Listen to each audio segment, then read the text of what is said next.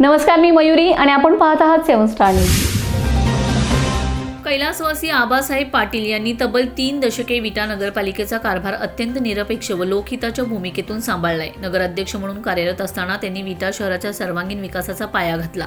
शिक्षण, पाणीपुरवठा, क्रीडा व पायाभूत सुविधा या क्षेत्रात त्यांनी केलेलं कार्य आजही प्रेरणादायी आहे.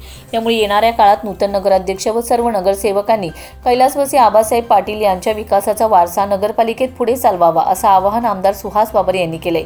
ते विटा नगर वाचनालयात कैलासवासी आबासाहेब पाटील यांच्या 70व्या पुण्यतिथीनिमित्त आयोजित अभिवादन व नूतन नगराध्यक्ष तसेच नगरसेवकांच्या सत्कार समारंभात बोलत होते.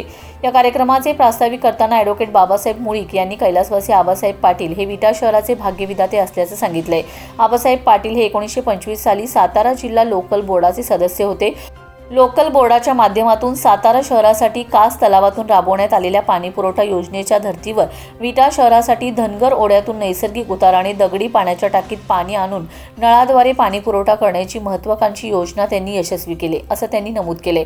तसेच भैरवनाथ मंदिराचा जीर्णोद्धार करून यात्रा समितीची स्थापना, पालखी शर्यत, नाथाष्टमी यांसारख्या परंपरांची सुरुवात, महात्मा गांधी विद्या मंदिर, भैरवनाथ विद्यार्थी वसतिगृह तसेच विटा शहराच्या औद्योगिक विकासात महत्त्वाची भूमिका बजावणाऱ्या इलेक्ट्रिक सप्लाय सोसायटीच्या स्थापनेत कैलासवासी आबासाहेब पाटील यांचं मोलाचं असं योगदान असल्याचंही त्यांनी सांगितले. ज्येष्ठ पत्रकार बंडोपंत राजोपाध्याय यांनी नगरपालिका निवडणुकीत अभूतपूर्व यश मिळवल्याबद्दल आमदार सुहास बाबर व सर्व विजयी उमेदवारांचं अभिनंदन केलंय. कैलासवासी आबासाहेब पाटील यांचे पंतू रणजित पाटील यांच्या पत्नी अपर्णा पाटील या निवडणुकीत विजयी झाल्याने तब्बल 50 वर्षांनंतर आबासाहेबांच्या घराण्यातील सदस्याला नगरपालिकेत काम करण्याची संधी मिळाल्याबद्दल त्यांनी आनंद व्यक्त केलाय. तसेच उज्ज्वला पाटील, अमर शितोळे, प्रणव हारुगडे, अक्षता साबळे यांचा निसटता पराभव झाला असला तरी त्यांनी केलेल्या कार्यामुळे शिवसेना पॅनेलच्या विजयाचा मार्ग सुकर झाल्याचं त्यांनी नमूद केलंय.